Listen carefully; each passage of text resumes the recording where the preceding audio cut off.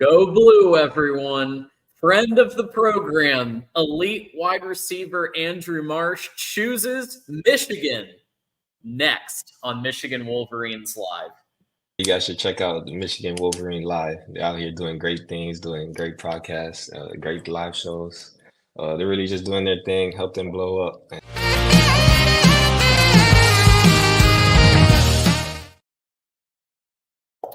And welcome back to another episode of Michigan Wolverines Live, the 162nd. It is Tuesday, August 20th, 2024. And as you can see, obviously, I am moving soon. So everything's a little out of place. My bad. But you can just ignore it because we've got some great panelists and my co-host and everything else. So it's all good. But you can follow me at John Diadamo on Twix. And just a couple of reminders. Don't forget that our show is now available. It's not only on YouTube. It's not only on Twix. It's not only on Twitch. But we also have it on audio podcast on Spotify, Audible, Amazon, and Apple Podcasts now. That's right, folks. And go ahead and hit that like button and share this out with a friend. And, of course, send us a super chat. Let us know your comment or question is on screen. And to introduce the Kenneth Grant tracker, let's bring on everybody who you have grown to know and love here at the Voice of College Football. We're going to start with the host of Thursday's Michigan Call-In Show and the co-host of this show. TJ's back. Go Blue. Big day, TJ. Big day. Hey, go Blue. What a day. Andrew Marsh is a Wolverine. Let's get it, baby. Yeah, man. I could not be more pumped. This is about to be a great episode. I know the community's pumped. I know we're all amped up. Let's get it, man. This will be a good one. I did ask everybody who's got it better than us. And here we go. Absolutely nobody. Hey, especially not Washington. They don't got it better than us. Take another L. Take another L. And, of course, we've got joining us, Ferris is in the house from Smash the Numbers. Ferris, welcome back. How you doing? Muted. You're muted, my friend.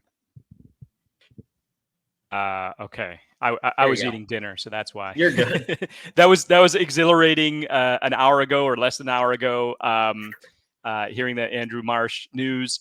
I was supposed to wear his hat, but I'm wearing a headset too, so I'm not going to do it. I had the same hat that he chose, so I was gonna wear it on air, but I'll pass on that. I do miss the backdrop. I like seeing JJ McCarthy behind you there, John. So hopefully that'll continue in your new spot. Yeah, that's the goal, man. We'll see. We'll see where everything gets nailed and where everything goes. But I'm hoping to still have JJ Goat Carthy in the background with national championship winning head coach Jim Harbaugh. So we'll see. But y'all, we are back in the right direction when it comes to the Kenneth Grant tracker. Here it is. And as you can see, the big fella is getting closer now to third base Ryan Day. Only 640 away. Folks, help us out. If you haven't hit that subscribe button, don't you want to see Kenneth Grant overtake third base Ryan Day? I know you do. So hit that subscribe button, hit that bell to get notified when we're live. Absolutely. We are only 640 subscriptions away from catching Ryan Day and surpassing Ohio State at the Voice of College Football. There's zero reason they should ever be ahead of us in anything. If anyone is unsubscribed, you have to be unsubscribed, or you're new to the channel, give us a subscribe because we have a little surprise for when we actually do catch Ryan Day. Ferris's good friend has been working on something for us, and we are looking very forward to releasing that to all of you.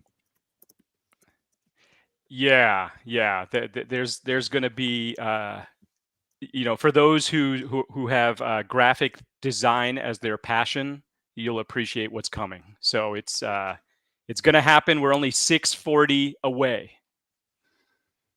Yep. Let's get it. And I'm doing a poll right now. If everybody can respond. If you are subscribed, hit yes. If you're not subscribed, hit no. And say why you're not subscribed and what we can do to improve and earn your subscription. because we will do our best. And of course, if you're a Michigan fan, what are you doing to beat Ohio State today? The easiest thing you could do is hit that subscribe button. Then you're helping us beat Ohio State. Absolutely. Well, I think we should get right to the big news that we were all on. Or actually, real quick before we do that, reminder that we do have a mega show next Tuesday, August 27th. I'll be broadcasting from a location to be determined. We'll see. Probably my mom's place in the interim period. But we have a major interview with 2027 quarterback recruit Trey Taylor, as well as a preview of Fresno State. And we have an expert from who has a Fresno State podcast who's going to be on as well. So all of that is coming next Tuesday at 8 p.m. Eastern, right, TJ? Absolutely. Yeah. Trey Taylor, QB1 for 2027 is going to come on our show. We're going to get a look at his recruitment, what that's like being a high caliber, nationally ranked quarterback. So yeah, big interview we're looking forward to. A major target for Michigan. It's great to get him on the show so early in the process because Michigan's already doing such a good job with the 2026 class with Brady Hart. So yeah, we're on to the next quarterback, and he is QB1. Looking forward to it, John. Yes, and then we'll have Caleb Nail from Beware of Bulldogs. That's right, folks. We've got people out there. They've got Fresno State podcasts. They're on every week doing a great job over there, and they're going to be coming and bringing the Fresno State perspective for our first preview because we're almost at actual games. We're so close, guys. So close. Yeah, no, dude, bro. Yeah. Give me some college football, please. I need it. It starts this weekend. Like, we got to wait 2 weeks, but college football is here. We are officially in week 0. We're like 4 days away. I need it, and it's about to be here. I cannot wait. I've been waiting all summer, John. Like all summer for literally this Saturday. I cannot wait. Yeah, and we will also the Connor Stallions documentary is coming out, so we'll have immediate reactions to that next week, and then probably more reactions in the coming days as we digest it and all of that good stuff. But okay, now that you've got your bookmarks for next Tuesday all taken care of, let's head to the big news. Many of us on this chat, we're watching this live. Including some Michigan royalty was there, with Swanky Wolverine was there, and EJ Holland was there. There were some real heavy hitters on there, and then of course, members of the Voice of College Football community and Maze Madman and everybody else. So shout out to those who were on. Moose was on, but it came down to the wire, y'all. Andrew Marsh, friend of the program. We had an interview with him on this show a couple of weeks ago that you guys can check out. It was Michigan for a long time, and then Washington just swept right in there with a big bag of cash and higher passing percentage. And they said, what about Washington? And made Andrew Marsh at least think about it for a little bit, maybe flipping over. But I guess the first question I have before we get to, is this going to create a better passing game in the future, is just the overall, how did this roll? If you're watching from high level view and maybe you haven't heard about all this stuff going on, what made Andrew Marsh kind of step back for a second and say, maybe I'll go to the Dogs. Yeah. So what has occurred is, as of last night, he let Michigan know he was still going to be a Michigan Wolverine. Within the last 12 hours, Washington has turned the heat up, and they did a very aggressive NIL pitch. They offered more than Michigan. On top of that, they negatively recruited Michigan, telling them, look, you're going to go to an offense where you're not going to get the ball much. If you come to our offense, you're going to be the focal point. Essentially the same thing Michigan's telling Andrew Marsh. And they're telling, Michigan's telling Andrew Marsh, look, you're going to play early. We're going to build the offense around you, all of these things. But Jed Fish has a little bit of a track record at Arizona. He was trying to pitch, look, we're a new program, we're up and coming, we need players like you. But at the end of the day, it just was not enough to sway him to Washington. Washington gave it their best effort. And what's very interesting, John, is Washington has not had an NIL game all year for the most part. Their NIL game to kick into turbo like this is a little surprising. It kind of came out of nowhere.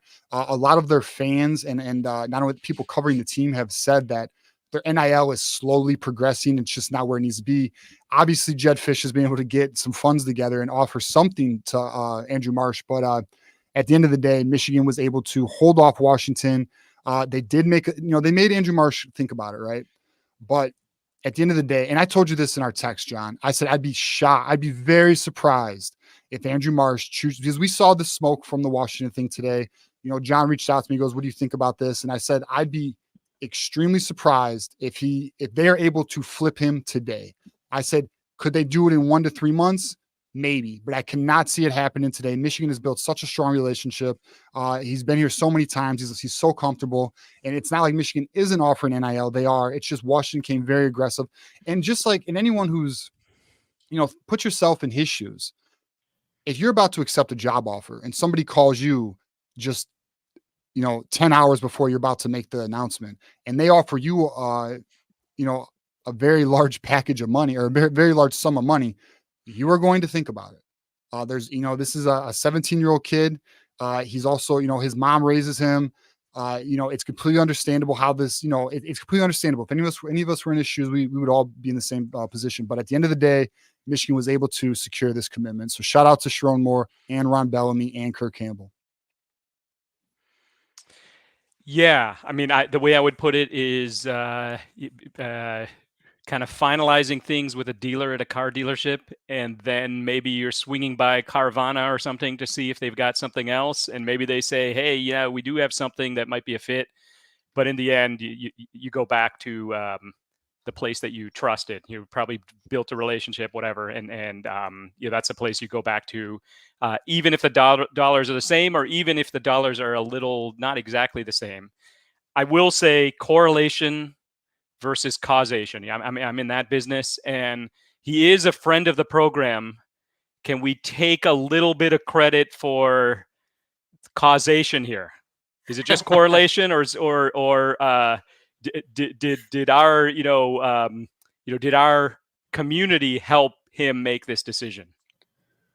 Yeah, I would say it was 100% our show. And we will take everybody's thank yous. Because of our interview, we swayed him. We showed him the Michigan perspective and the Michigan way. It was without question. I think the math on this, Ferris. I think it was 100% our show that did this. We pushed him over the edge. Okay, well, at a more macro level, I think the Michigan community was a big piece. I listened in on the whole thing. No question. It was bittersweet for him. It was his father passed away, I believe, before he was 10 years old, or when he was young, right? Yeah. And this was his father's birthday, so he right.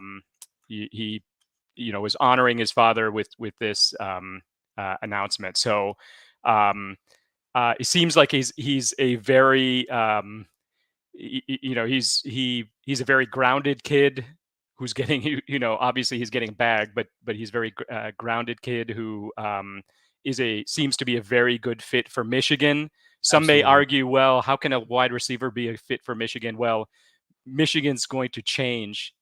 In my view, I think all of us think that way. In terms of run-pass ratio from 2023, 2024 will probably be the same or maybe even more run.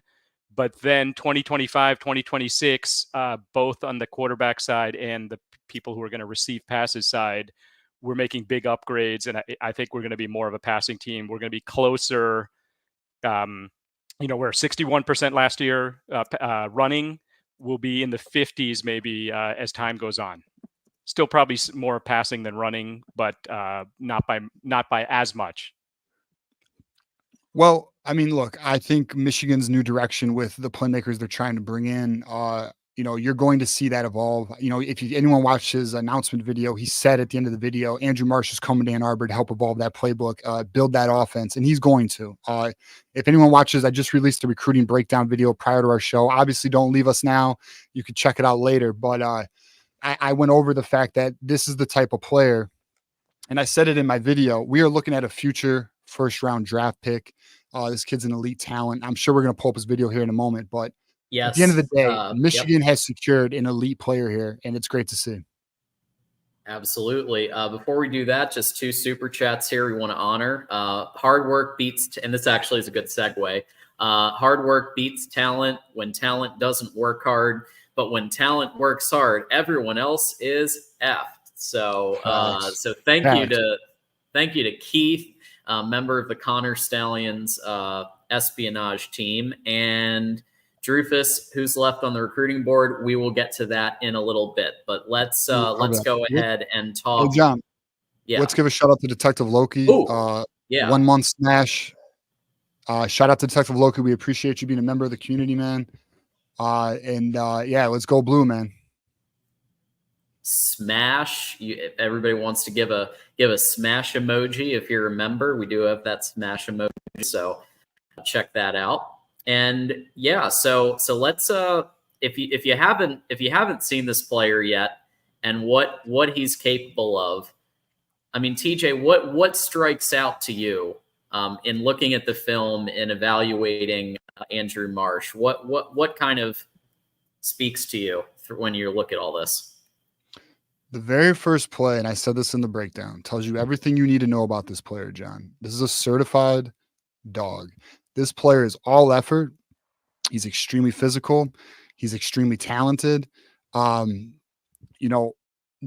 everything. He is the complete package in the sense of he can run every route tree. He's extremely athletically gifted. And not only that, mentally, he has the right mindset to be a dominant alpha wide receiver. And I express this I stress this very much in the prospect breakdown. I project him to be, and you'll see right here, let's watch his highlight tape, makes the play. Dude, he was cornered. This should not even have happened, but he found the way because he's a dynamic playmaker. He has great vision. But I stressed on my video, we are looking at the next first round pick at wide receiver for the University of Michigan. That's what Andrew Marsh is. And I also let the Buckeyes know they're going to see that on Saturdays when they get laid out. Andrew Marsh is going to be laying out their DBs, their precious little DBs they keep recruiting. Fantastic. And so he's, I believe you said he was, we see it on the screen right now, the number 9 wide receiver. So you are projecting that he is going to be better than that ranking. Yeah, he should be. If he's a first round pick. Right. Well, yeah. So his overall ranking, I think, is 63. It's something like that. In my mind, this kid is borderline 5-star, which I know we all say, well, top 30 is projected first round. But see, my rankings are a little different. I look at kids in high school, not necessarily where they project. I firmly believe this kid will be a first-round talent. Plus, Michigan is going to showcase him. This kid is going to be a feature in the offense at an early age. I do expect him to get playing time his freshman year. He's an all-around. I mean, like everything you want in a wide receiver, Andrew Marsh is that. I guess if you want to find one negative, he's not 6'5". He's 6'1". Okay. That's it. End of list. Everything else he has great hands. He high points the ball. He is an excellent route runner. He runs all the routes in the trees, in the route tree. He's physical. He has great speed, great burst. He blocks on run plays. Like, he is the full package, man. Like, he's just an excellent player. He's my personal favorite player of the class. You watch his highlight tape, it's not hard to see why. And here's your blocking right here. So no block, no rock. Blocking. Right? Yeah, get out of here. This is what Ohio State receivers don't like to do. Yep. No, it's not in their DNA, bro. It's in our DNA, though. Yeah, it's so rare, and like, I understand that back 2016, 17, 18, Michigan would pull an elite wide receiver here and there, but it feels like it's been a minute since a player of this caliber. I mean, Channing Goodwin, I would say, would be the closest equivalent in his recruitment. But this level of wide receiver coming to Michigan, it doesn't happen super often. And now you've got Brady Hart in 2026 from the quarterback perspective. You've got Andrew Marsh coming in from the wide receiver perspective. It seems like Kirk Campbell and Sharon Moore are aware that the passing percent needs to go up a couple. Nobody's asking for it to be Ohio State or USC, but I think we talked about bringing it from 40 to 47, like just bringing it up to a Georgia caliber pass percent. Will Andrew Marsh be able to help Kirk Campbell and team do that? Absolutely. And that is exactly the plan, right? So Andrew Marsh, Jacob Washington, Andrew Olish, unfortunately not Philip Wright. If Philip Wright was here, we would be talking about an extremely elite wide receiver core coming to Michigan. Hey, they're still going to look for that wide receiver. We're not done at the wide receiver position, at the wide receiver position. But yeah, there's no doubt that these playmakers that we are getting are going to be the level of player necessary to get this offense to the next level. We have the quarterback. Okay. Now there's a lot of positive coming out with Alex Orji, which we will discuss in our fall camp update, but we have Brady Hart. Okay. Like, end of discussion there. You have the guy who's going to manage the offense, who's going to deliver the ball to everybody.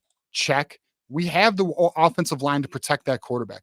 Now it's about surrounding him with weapons. You have Andrew Olish. We already have some guys who will also be here, like Jordan Marshall, last year Brady Prescorn. You also have some wide receivers like potentially Channing Goodwin, right? And then Samaj Morgan will be here as well. Samaj Morgan's only a sophomore, guys. So like, we are going to have playmakers.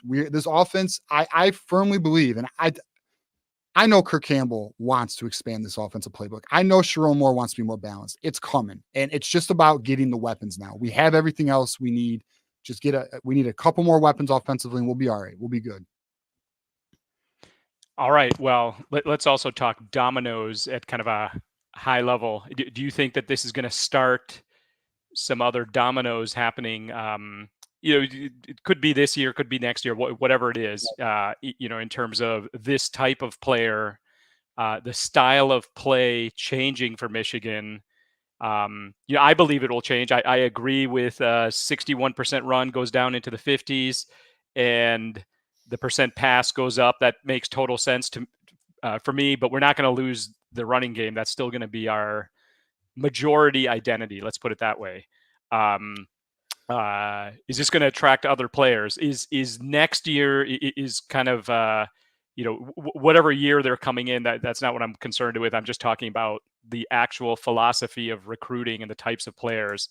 Is that going to change 2025 calendar year 2025 versus 2024? In terms of even more of this type of player, not finesse per se, still got a block, but a higher caliber receiver, yes. Higher caliber skill positions, that sort of thing. Yes, and here's why. One, our NIL game is upped since March, or since April, really. Since April is when we've actually seen it in effect. Okay, that matters. Two, when you start landing top players want to play with top players. And when you have your quarterbacks lined up, and this is why the Trey Taylor interview is important for us next week, John, because if we can land Trey Taylor, you got Brady Prescorn, you have Trey Taylor, you have your signal callers for the future, for the next 6 years. You are set at the signal caller position. Every star wide receiver wants to play for somebody that can get them the damn ball. And these kids can do that. You have an offensive, we know the offensive line is going to do its job. And as Sharon Moore said, it's that level, the level of play of the offensive line is not going anywhere as long as he's here. We have the running back room is stacked. The tight end room is stacked. It's just about getting these receivers, bro. And we just landed Andrew Marsh. Listen, I feel extremely confident that Brady Hart is going to get some dogs in 2026. And Michigan's not done yet. I'm interested to see, and I mean for 2025, I'm interested to see what shakes in the next 3 to 4 months in terms of flip targets, seniorizers, which we're going to get into in the recruiting roundup. Listen, I think we can all see it, and I'll round it up here.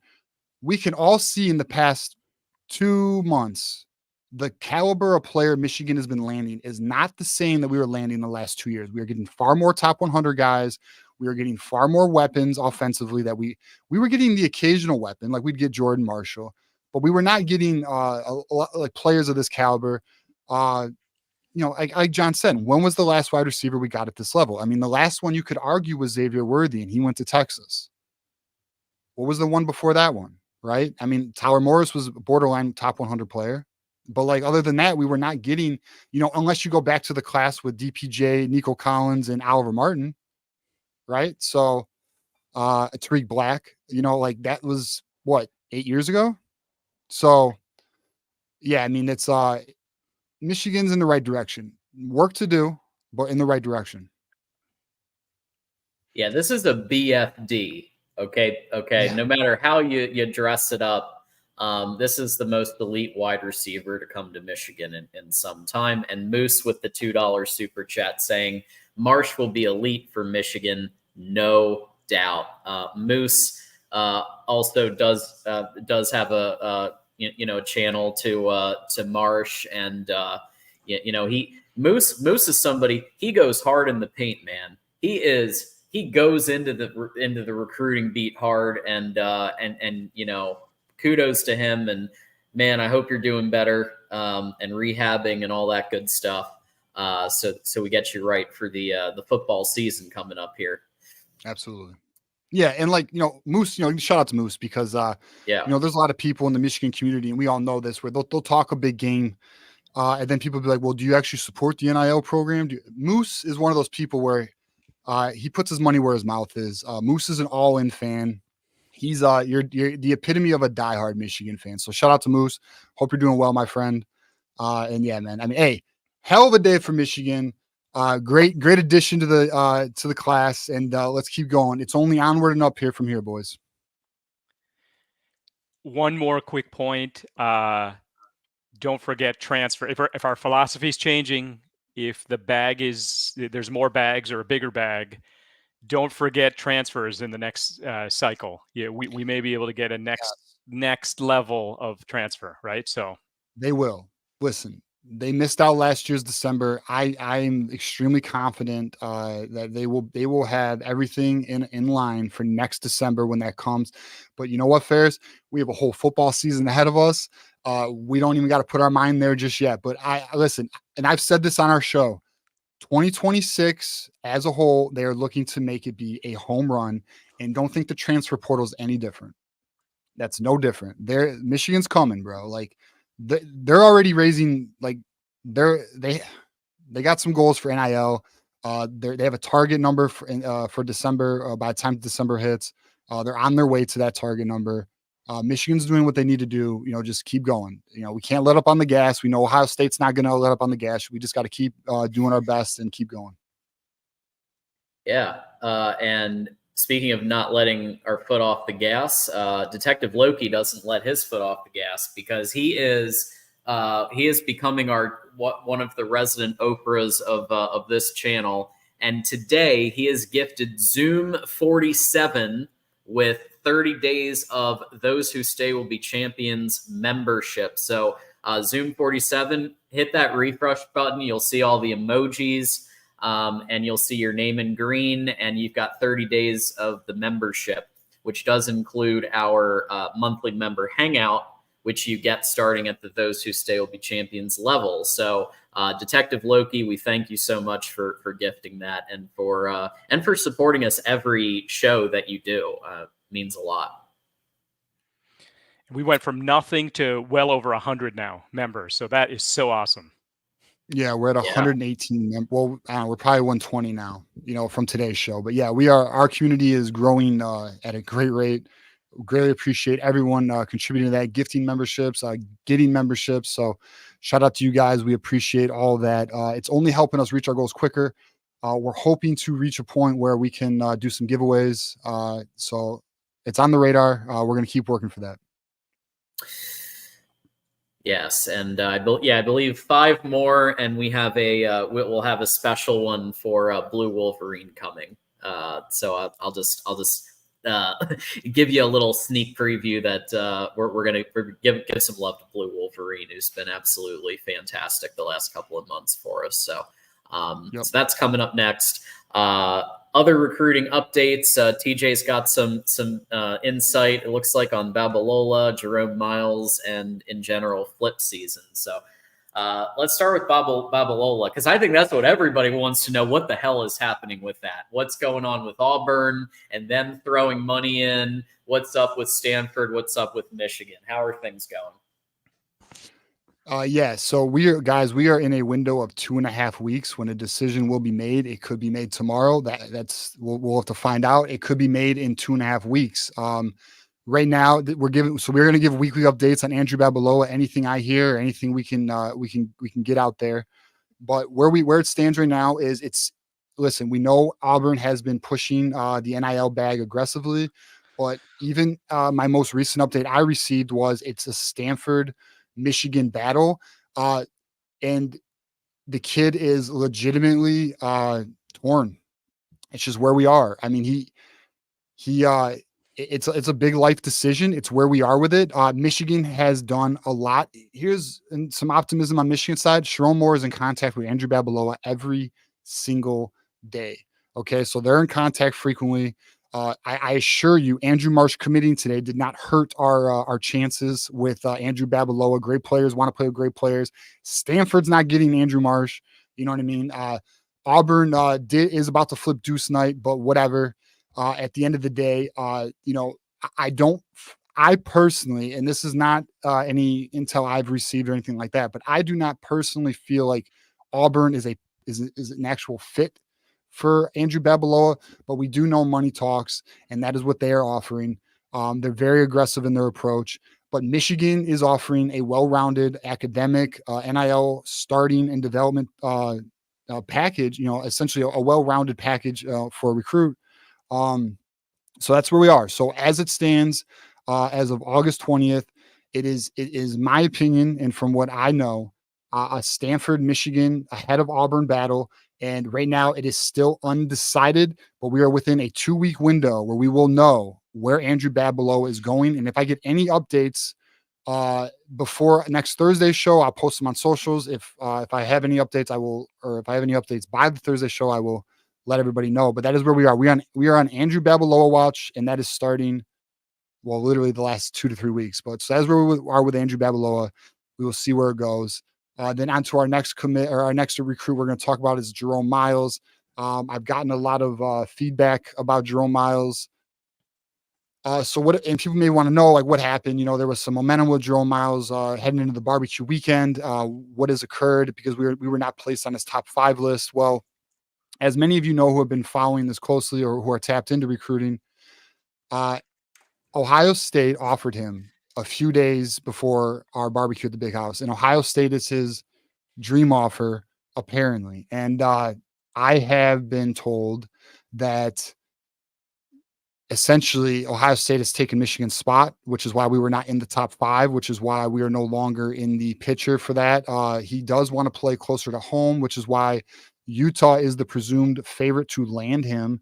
The other teams in the picture are NIL schools who he was already at an NIL school for Ole Miss, and he found that to not be a culture fit. But what is funny, and it is ironic, and I know, the rest of the schools outside of Utah are of the same caliber, and it's no different. Michigan was an outlier, but I mean, it just is what it is, And I do think, and we just saw with Andrew Marsh, schools are negative recruiting these wide receivers to make them think that if they come to Michigan, they're not going to produce, they're not going to develop, and they're not going to get drafted, which is bullshit, because our receivers do get drafted.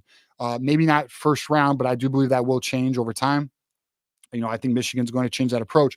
But at the end of the day, until the kids see it on the field, it's going to be a hindrance. It's going to affect our recruiting at a elite level, and it just is what it is with Jerome Myles. So we got to just keep it moving, find the next target, and keep going. And then the last thing I want to hit on, because this has been a hot topic, especially on the socials the last few days, and we hit on it last week. So just so everybody knows where we are in the current recruiting process, I told you guys last week it's officially flip season and senior riser season. That is where we are.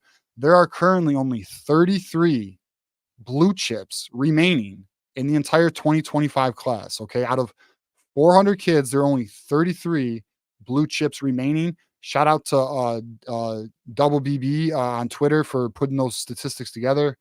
It's his metrics that we're using for that. That is just where we are. And this is why schools like Washington are going aggressively with NIL for players like Andrew Marsh. You are going to see teams start to pick up the heat in terms of NIL, in terms of aggressiveness in recruiting. It's going to get very intense. And so, like, if you guys thought the Andrew Marsh recruitment was intense, the Andrew Babalola is just going to be just as intense. If we get in on any other kids, or if some teams perform poorly during the season, those recruitments are going to get intense. So just buckle your seatbelts. We're in for it. Some names I'm going to give you guys so we can be aware. And I mentioned some of these before, is Kamar Archie, which is a Rutgers commit. I actually feel, this is me personally, I've not received intel on this, but I feel if we do not get a Wasu Boateng, I do feel Michigan is going to turn up the heat on Kamar Archie. I think that door is open. I do know Michigan has not stopped contact there, so we will see where that goes. The names to know going forward are Adonis Curry at Texas A&M. That is their main target of the 4 Texas A&M corners. He's the most receptive, and the name that everybody is in love with, because EJ Holland posted this recently. We also had this on our show Thursday. Shamari Earls is back in the picture. Now, I want to give some caution here.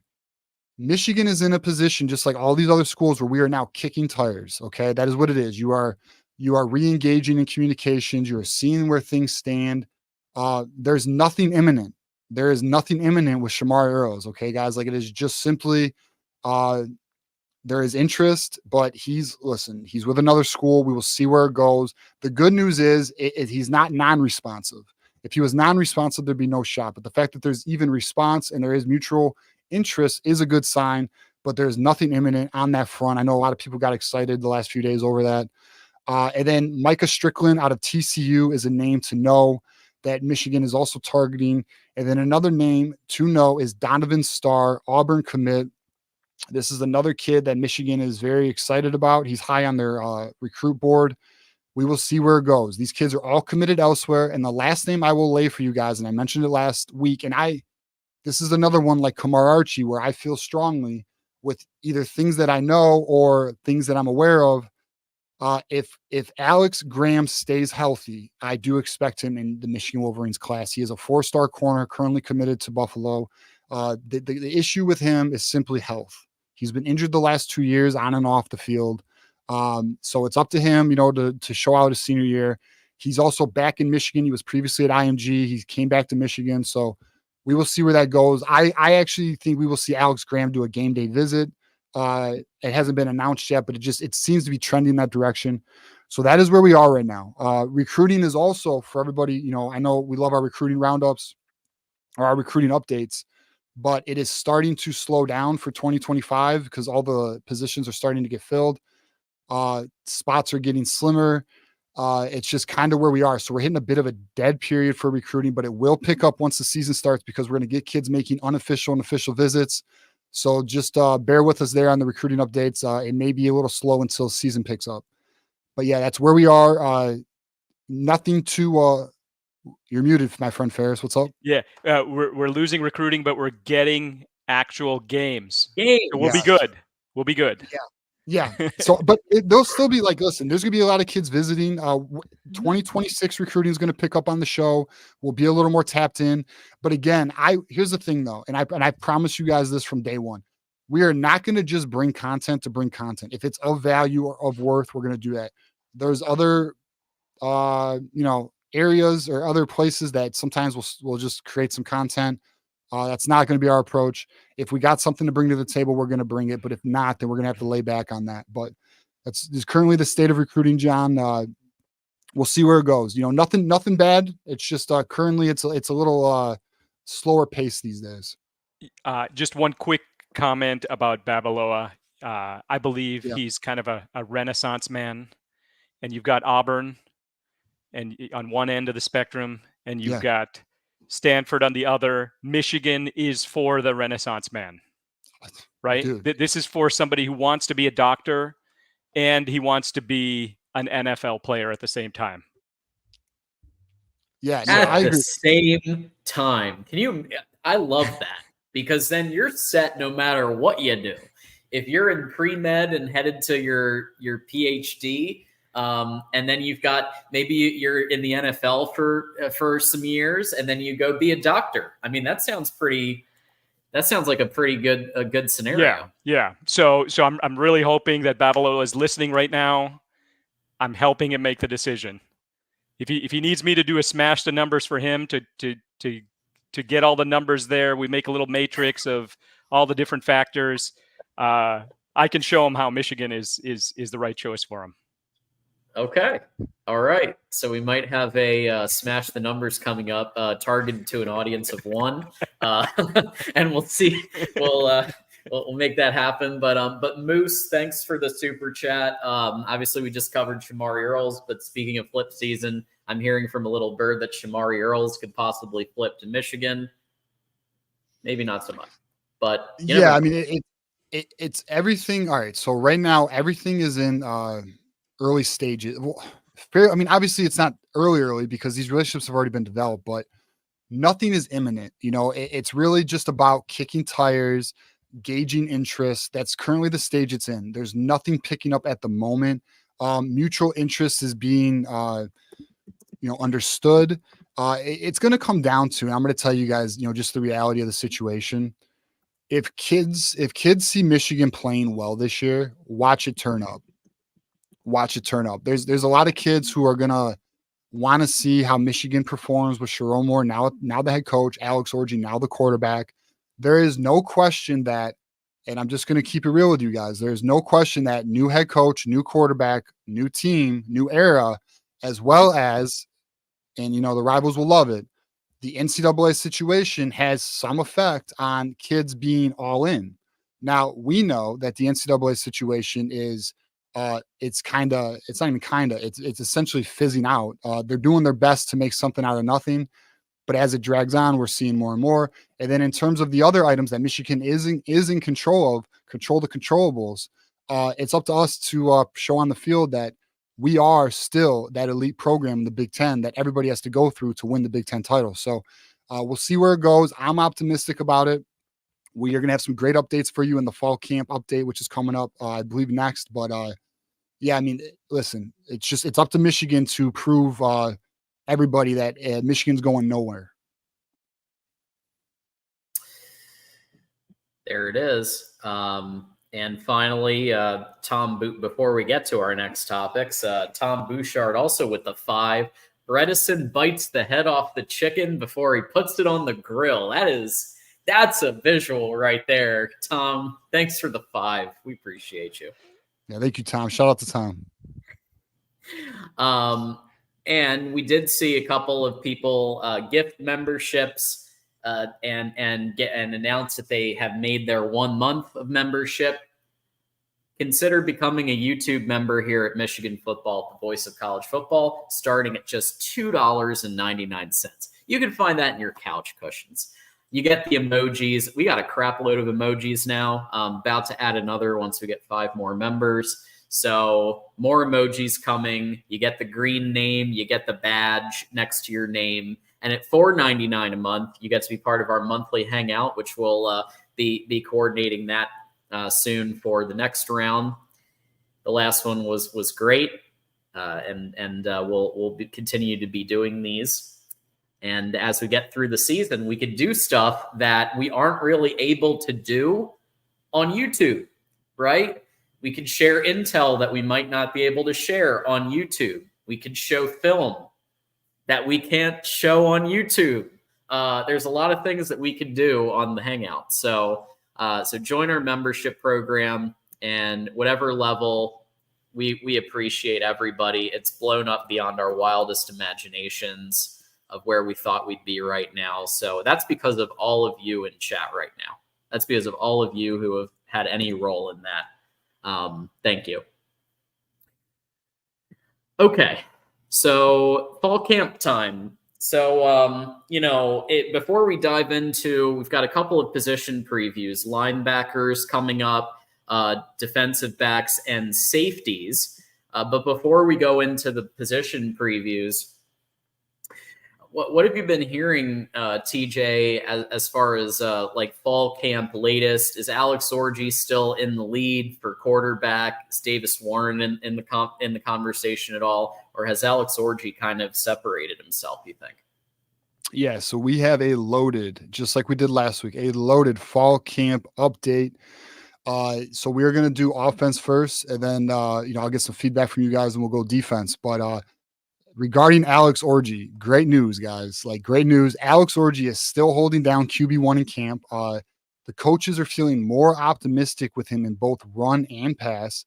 Not only that, they're noticing an improved pocket presence as well as him going through his progressions, right? So Alex Orji is starting to take that step that they wanted to see him take since spring ball, which is becoming not just a runner, right? Not just an athlete who throws a ball, but an actual quarterback, right? A player who is able to diagnose the defense, go through his reads, be able to feel the pocket and not just rush to a run.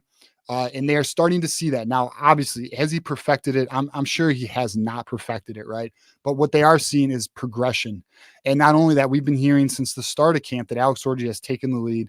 Nothing has changed. If anything, confidence has only continued to build.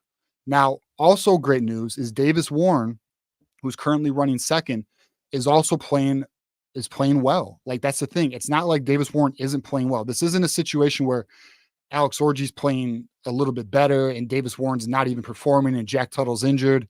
It's not that. It's that Alex Orji's literally just a step above everybody in terms of performance, but Davis Warren is also at his heels in the sense of performing well, right? But I mean, it appears to be, and this wasn't confirmed, but it just appears to me from the intel that I've received or intel that we've seen elsewhere, that Orji is just he's just a step ahead right now.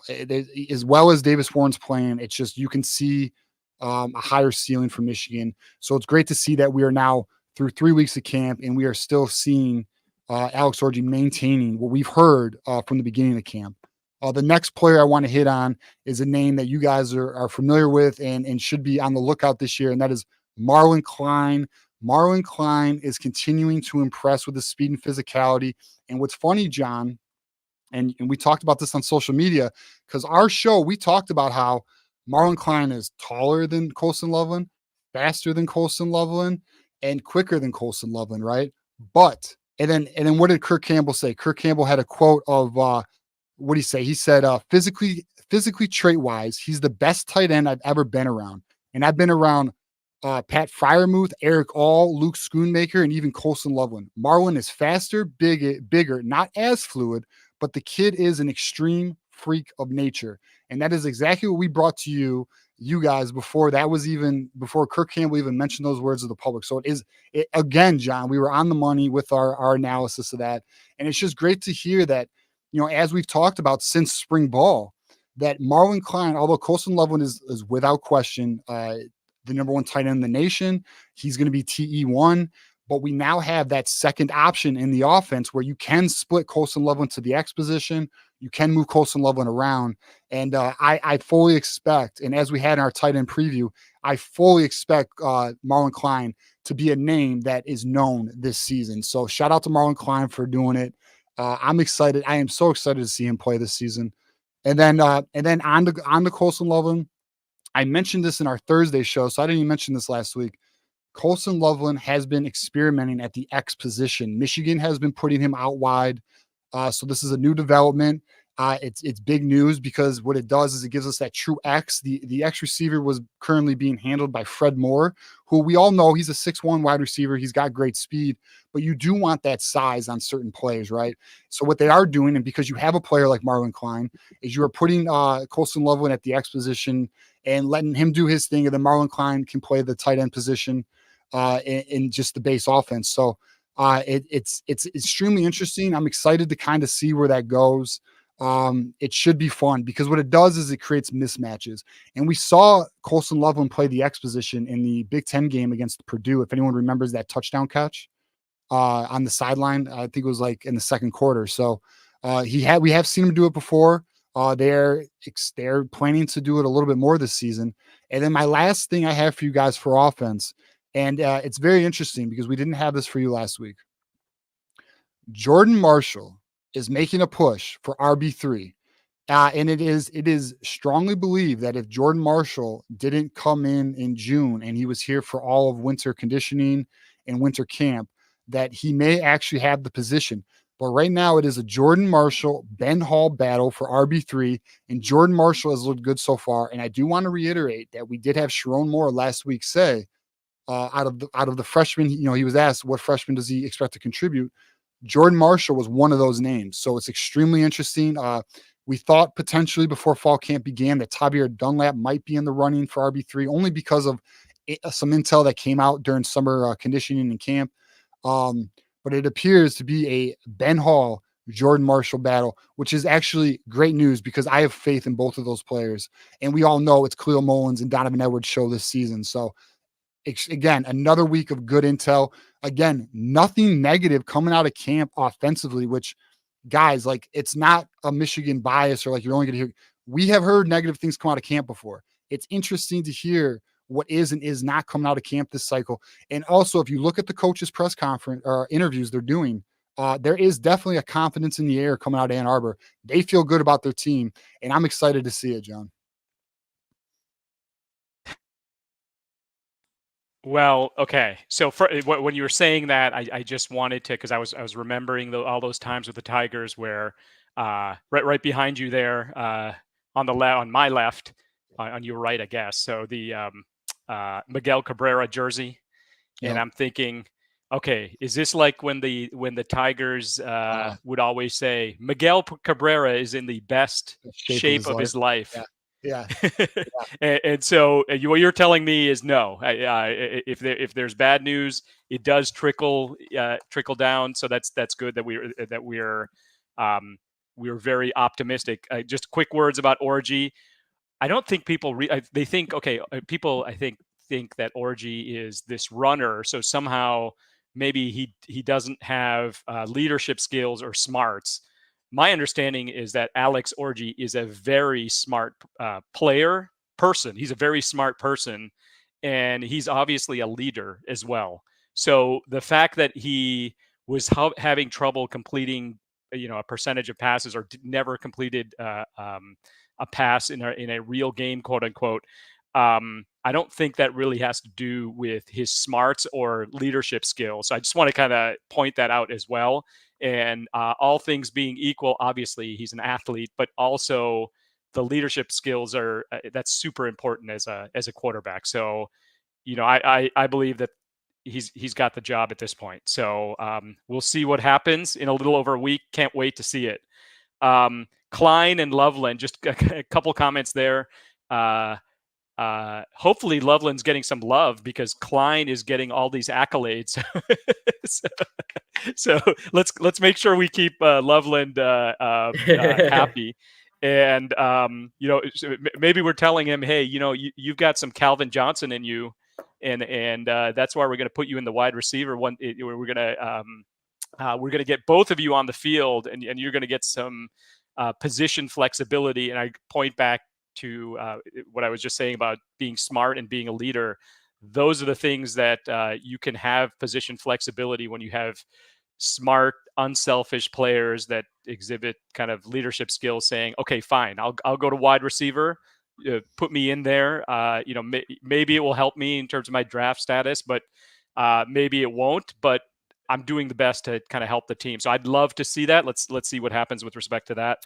And then as far as RBs, running backs go, we are loaded in the running back position, and we need to remember what happened to Texas. So we've got to be prepared, and it is very good. Texas lost 2 running backs. Mm-hmm. It's very good that we, those running backs are fighting for playing time. They'll still get playing time, but it sort of depends on the health of the players and other players, et cetera. So those would be my comments on that.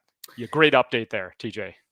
Yeah. I just have one comment, which is that Jordan Marshall is somebody that, again, for the last couple of weeks we've been mentioning, has been impressing. And I think had he had the earlier time in the winter, spring, then he might be RB3 for sure. And now the fact that he's pushing Ben Hall, who I think we've all seen moments where Ben Hall has looked really, really good, especially in spring games. If Jordan Marshall is coming in with like a month or less of time, and he's coming in and pushing for RB3 right now, that's remarkable. That's somebody, and we saw it in the film when we first were talking about him, but his ability to do the jump cuts, like a couple of people mentioned in chat here, he does have plays that remind me of Blake Corum, right? I'm with the commenter and mentioned that. So yeah, that was my big takeaway, because we've talked about Marlon Klein before, that he's impressing. The fact that he's pushing Loveland is a big deal, but that's something we've been commenting on the last couple of weeks too. But the Jordan Marshall thing, I think, is particularly remarkable because of how little he's been in the program. The fact that he's pushing Ben Hall, who's been in the program for years, is legit. Absolutely. And he was Mr. Ohio his junior year. I saw that in the comments. But yeah, I mean, it's a lot of good info coming out of camp right now. As we've stated, there's just a cloud of optimism out of Ann Arbor right now. Just the current level of play that is happening. There's not a drop off in terms of the intensity, the work ethic, the focus, the drive. The culture has maintained. It really has so far. And Sharon Moore, he's doing a great job with it. So we can touch on, we should probably hit on our super chat here. Antoine King, $4.99. Appreciate the Babalola update. He's going blue. Any words on any more analysts hired, since they are basically assistant coaches now, and Sharon Moore can hire an unlimited amount? No update on that yet. You are right that they can now hire a bunch more, and they can now go on the field. And I'm sure we will see probably after the year, you'll see some new. I think it's so late in the process. Fall camp has already started. You'll probably see next offseason the roster of coaches really pick up. And not only that, a certain talent level of coach added, because now you don't have to just be on the sideline as an analyst. You can actually do on-field coaching, which is a big deal. So we'll see where that goes. But all right, so we can transition. Let's transition, John, to the defense side of the ball. Unless you guys got any more comments before we get there. Just want to thank Antoine. Yeah, thank you, Antoine. Yeah, so all right. Listen, we're getting to the defense, boys, and I think we all know we are expecting big things from the defense this year at Michigan. And we said, John, again, we've been on it. We've nailed it. We've been saying since February, March, that we expect this defense to be top 5, contending for number 1. Well, look, fall camp has done nothing but only solidify our initial thoughts of the expectations, and the boys are just playing great. Jay-Sean Barham is still, through 3 weeks of practice, a problem. He's just a complete disruptor, making plays all over the field. He's really standing out. They are expecting, and we talked about it last week, big things from Jay-Sean Barham. It's just, again, when you get consistent updates week to week, maybe there's a week where a kid flashes or they stand out a little bit, but then when, pads come on, or you're doing this grind on the daily, do kids fetter out, or do they continue to perform at a high level? Jay-Sean Barham has continued to perform at an elite level. So be on the lookout for that. That is another name for anyone who's new, just getting into Michigan for the season, because ball's about to pick up and you're trying to get your Michigan content. Jay-Sean Barham is a name to know. Be on the lookout. Jair Hill is still looking great at CB2. I mean, it hasn't been officially announced yet, but from my opinion, you could just announce it. Jair Hill is CB2. He's looking very good in camp. He's very consistent. He's poised. He's diagnosing plays. He's just holding the position down right now. Amir Hall is CB3. And we talked about this as well last week, but it just appears that Jair Hill is ready to take the torch at that position. And Amir Hall is going to be the pinch hitter, or the guy they rotate during games as it stands right now, 3 weeks into camp. So it's still good, though. They still feel optimistic, like they have 3 starters at cornerback, which is big. You want that. We will see how that transfers to the field, but all good there.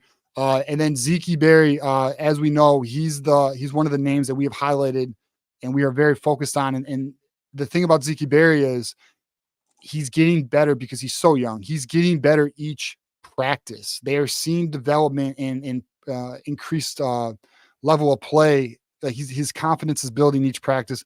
The staff is very happy with his progression this fall. He's looking to be a player. Be on the lookout for that. Now, a new name to the fall camp update is Wesley Walker. And here's what's interesting, because we've all kind of thought, okay, who's going to start on the opposite side of Makari Page? Well, we have felt it was going to be Quentin Johnson. And as it stands, Quentin Johnson is still the starting opposite safety, but Wesley Walker has been repping with the starters ahead of Quentin Johnson on certain reps. That has happened. So what does it mean? Are they just maybe giving him a look? Are they seeing what he can do with that opportunity? Maybe so, but I'm just bringing to the table that he has seen some reps starting.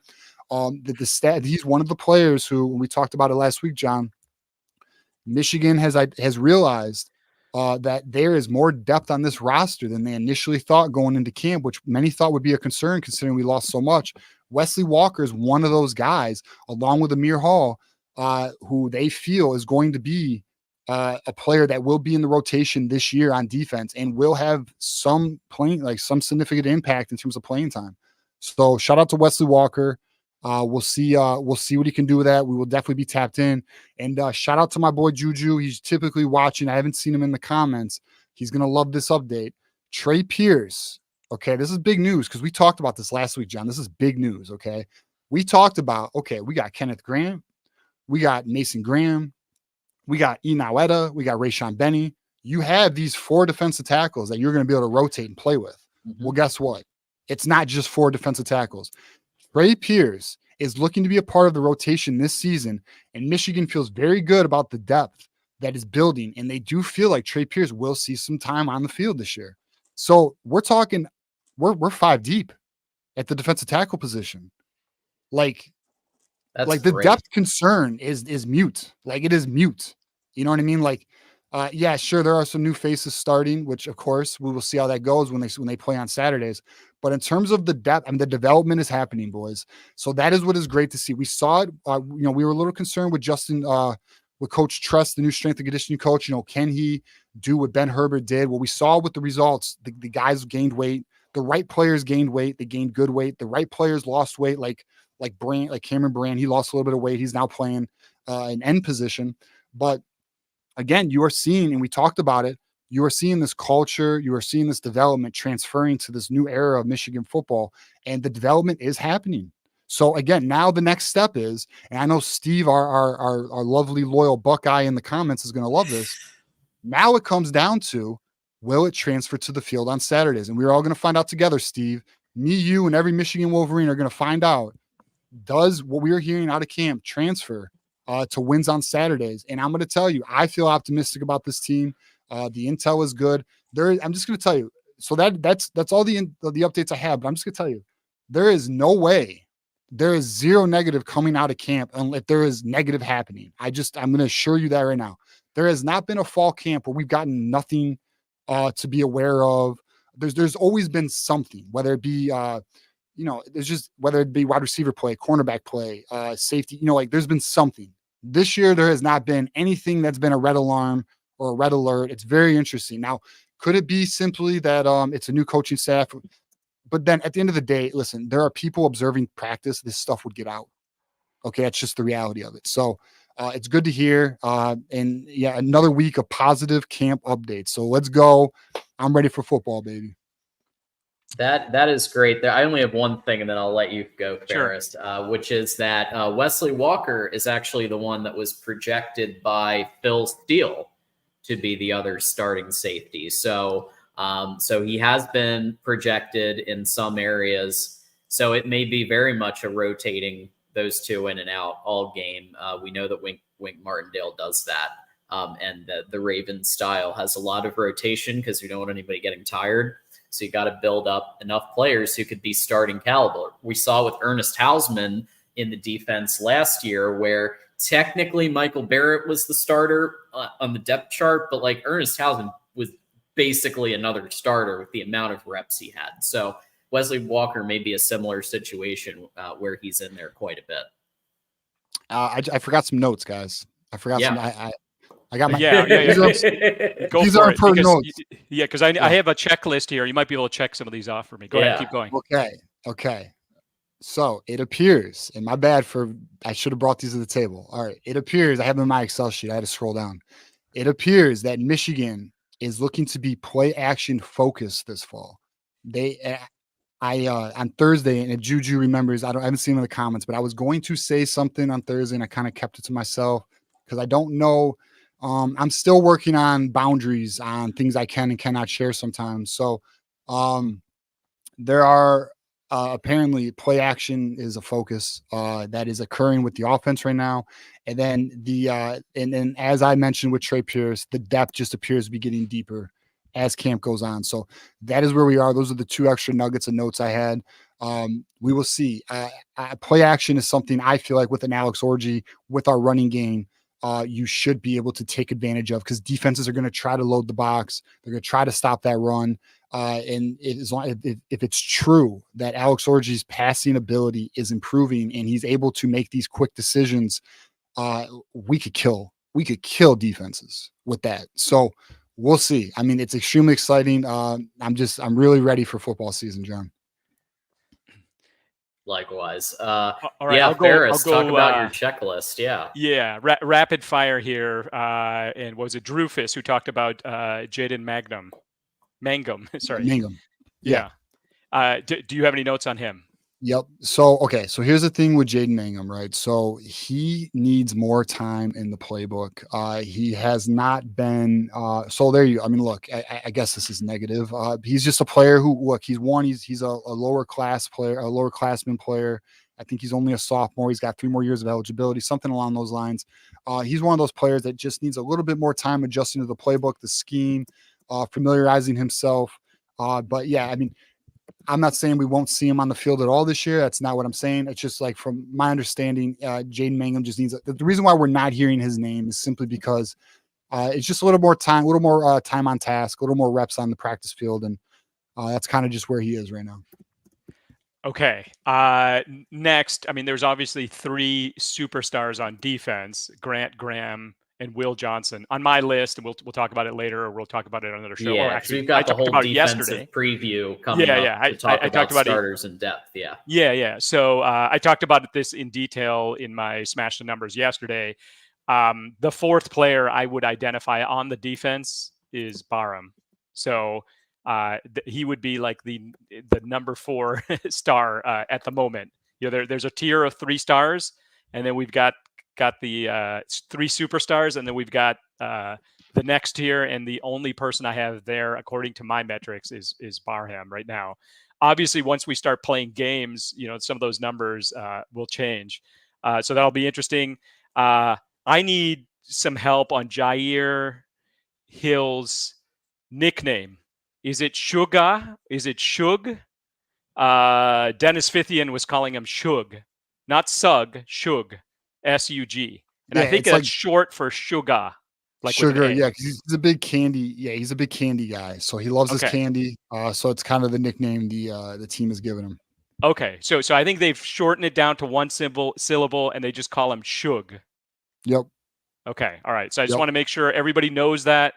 So you're a more educated fan that way, right? So and then I think I'm going to take a bow, and that is, I think I did mention Trey Pierce as the sleeper last week. So I'm very happy to hear what you said.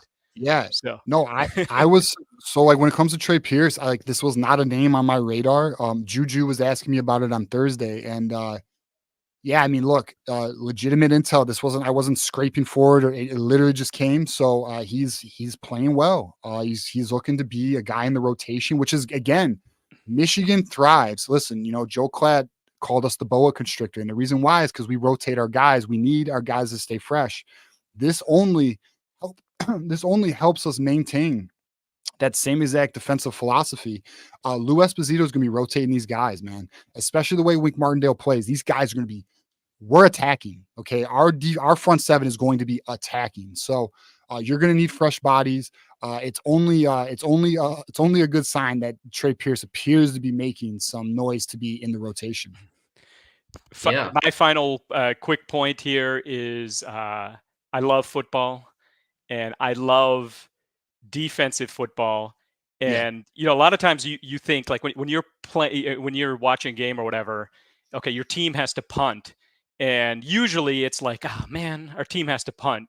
But I'm actually looking forward to, okay, once in a while, we're not gonna move the ball as well as we did last year. In my opinion, and we're gonna have to punt. But I'm looking forward to. I'm looking forward to punting, and then the subsequent plays after that as being almost an offensive defense. I'm so psyched for that. I'm psyched for the idea of looking forward to seeing the defense on the field doing something. So I can't wait. Yeah. Michigan. Go on. No, go on, John. To go for it. Final thought, and then we'll get to super chats and our position preview. Yeah, no, I was just gonna say Michigan fans are built a little different. We love our defense. We take pride in our defense. It's some fans it's boring. They're not like whatever. F that. I love some legit ass defense. I love shutting teams down. I love making offenses look stupid. I don't want them moving the ball. I think it's disrespectful if they get past the 50-yard line. Like I love Michigan's mentality for playing defense, and I don't expect it to ever change as long as Sharon Moore is the head coach. So we're in a good place. I'm with you, Ferris. Give me some good defense all day and sprinkle in some effective, optimal offense, and we got ourselves a winner. There it is. All right, Detective Loki with another gifted membership. Congratulations to Stephen Powers, because you now have 33 days of Those Who Stay Will Be Champions membership, courtesy of our very own Detective Loki. We appreciate you as always. Drufus with the $1.99. TJ, my guy. Talk about TJ, my guy. Hell yeah. Yeah. So TJ Guy is another name that we have mentioned. So I didn't have a recent update because there's really not too much new other than, although I guess I probably should have hit on it because the news is the same. He's playing well. He is looking to be that third defensive end in the rotation. He's another name, for anyone who's just getting back into football because it's picking back up. He's another name along with Zeke Berry and Jayshon Barham. You need to know these players are going to be names this season that are going to be players on Saturdays. All right. So with that said, it's time to talk positions. So we did talk edge rushers last time, but we do have, of course, our Mike and Will linebackers here. So in the starting position, Jayshon Barham and Ernest Talisman. So Jayshon Barham, as we know, has been turning heads. He comes from Maryland.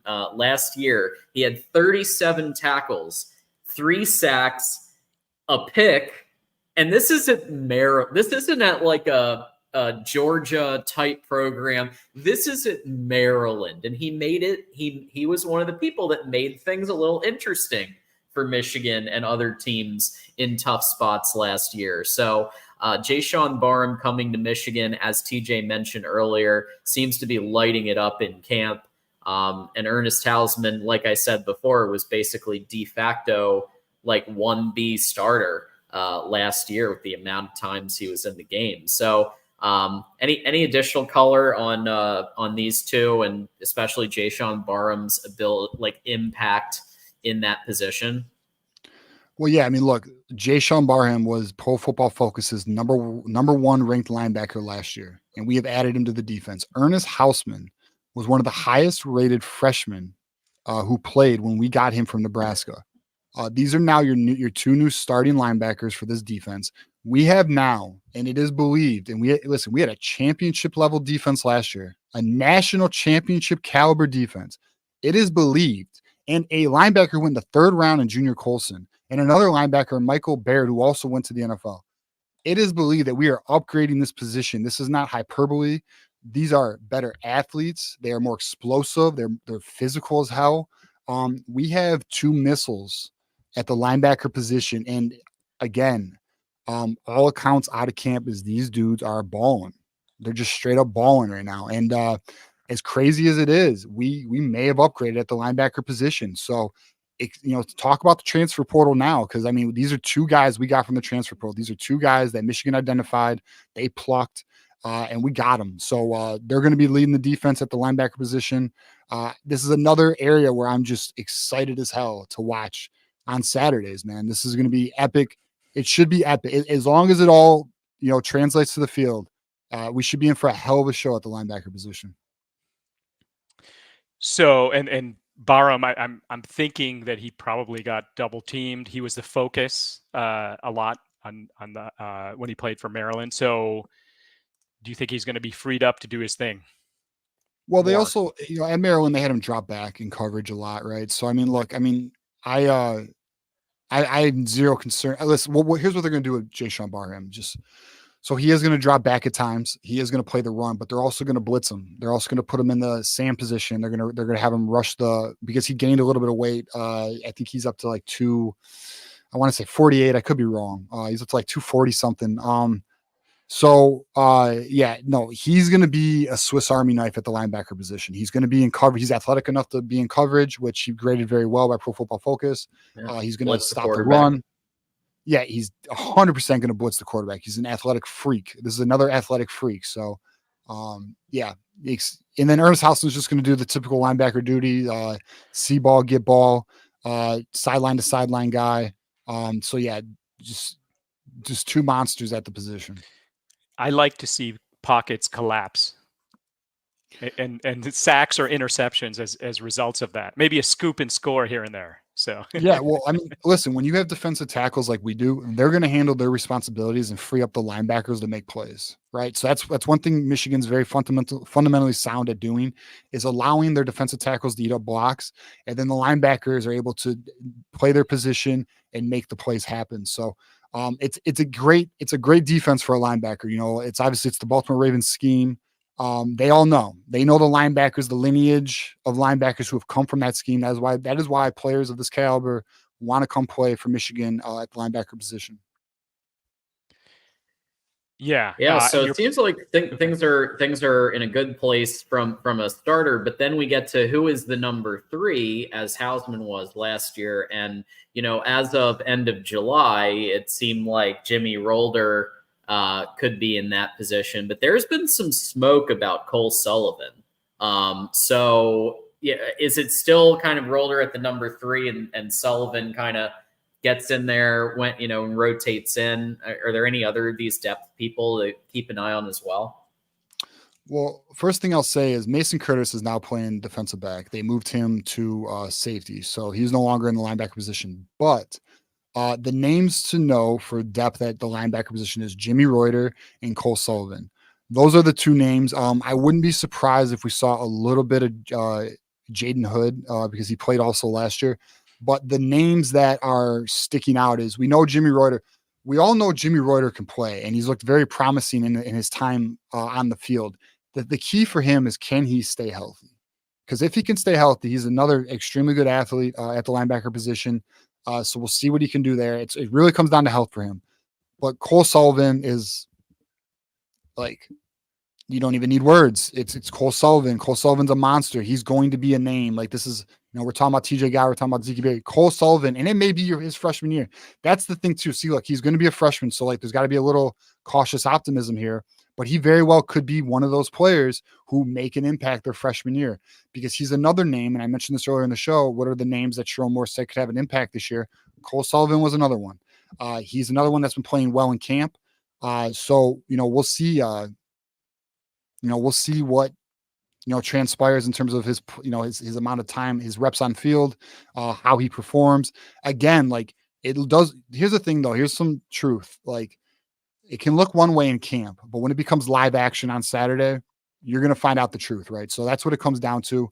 I'm excited to see Cole Sullivan. I think it's definitely going to be a name. It already is a name. It's already a fan favorite. So it's a name we're going to be watching all year.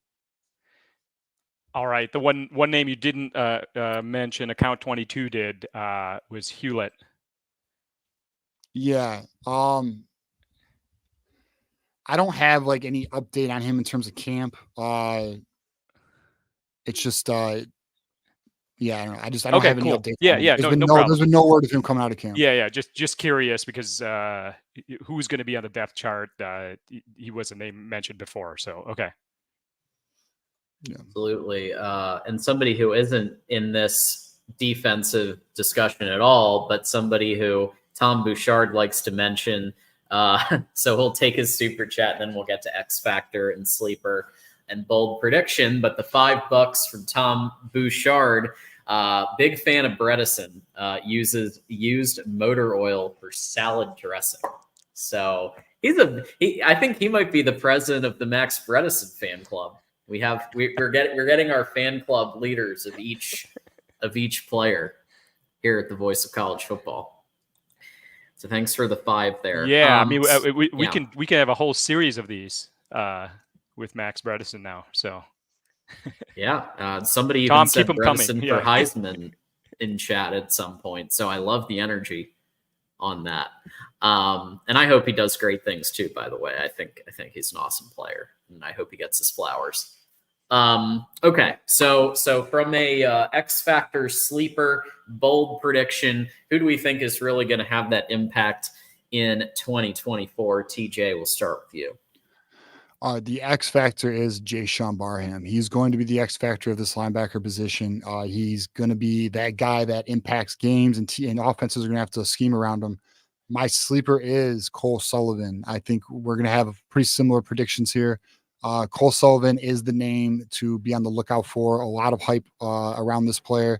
And then my bold prediction is Michigan will have 2 all Big Ten linebackers starting for its defense this year.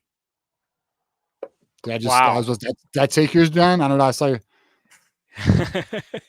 No, that's a good one. Okay. All right. I mean, it's hard to argue with Barham, so let's go with that. Sleeper Jaden Hood is what I'll go with. He does have experience. I'll go that way. Bold prediction. I mean, it's really hard to say that we're gonna. We lost so much production to the NFL, even high round draft picks all across. We lost Junior Colson, right? So, are we going to be better? Yeah. Oh, it's a bold prediction, so I'll say yes. Yes, we are going to be better. I mean, I think you already mentioned that we're going to be better in the linebacker position in 2024 than we were in 2023. So let's see what happens. You want to talk about bold prediction? There it is. You did not disappoint, Ferris. Yeah. What was that? Michael Barrett. I mean, I'm just looking at the list here. Michael Barrett, Harrell, Junior Colson, Josh Waller. I mean, just kind of looking through. Oh no, that's at cornerback, right? So,